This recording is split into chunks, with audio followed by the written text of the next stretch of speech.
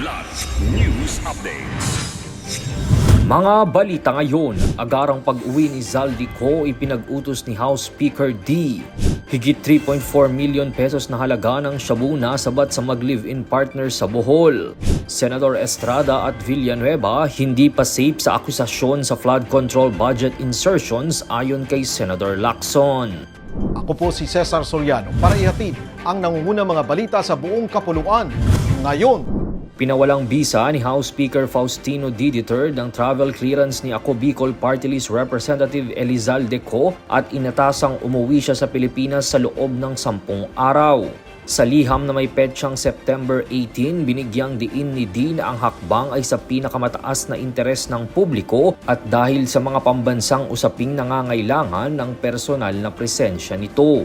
Nilinaw ng speaker na mahalaga ang agarang pagbabalik ni Ko upang makibahagi sa mahalagang deliberasyon at gampanan ng mga tungkulin sa lehislatura. Dahil dito, kanselado na ang anumang opisyal o personal na paglalakbay sa ibang bansa ni Ko. Timbog sa bypass operation ang mag-live-in partner na tinaguriang high-value target sa Barangay Dao, Dawis, Bohol, kamakailan. Kinilala ang dalawang individual na sina alias Gabriel, 30 anyos at pangunahing target ng operasyon at ang nobya nitong si alias Marilyn, 39 anyos. Nakuha sa 22 packs ng hinihinalang shabu na may timbang na 510 grams at may street value na 3,468,000 pesos.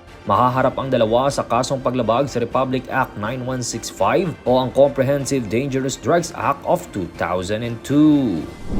Nilinaw ni Senate President Pro Tempore at Senate Blue Ribbon Committee Chairman Senator Panfilo Ping Lacson na hindi palusot sa mga akusasyon sina Senator Joel Villanueva at Senator Jinggoy Estrada sa mga isyu ng di umano'y mga budget insertions sa mga maaanomalyang flood control projects sa Bulacan. Ito ang paglilinaw ni Lacson sa kanyang X account at sinabing hindi pa clear ang dalawang senador sa kanilang budget insertion sa Bulacan na nagkakahalaga ng 600 million pesos at 300 million pesos. Sa pagdinig sa Senado noong Huwebes, ang 600 million pesos ay para umano sa flood control project sa Bulacan na nakita sa unprogrammed funds sa ilalim ng 2023 General Appropriations Act o GAA na inilagay umano ni Senator Villanueva ayon kay dating DPWH Assistant District Engineer Bryce Hernandez. Habang ang 355 million pesos naman ay nakita sa 2025 GAA sa mga proyektong pang-imprastruktura sa Bulacan na iniuugnay ni Hernandez kay Senador Estrada.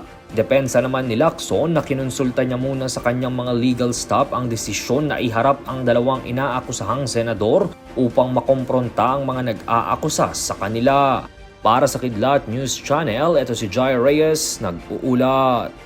ako po si Cesar Soriano, kasama nyo sa bawat pagputo ng balita.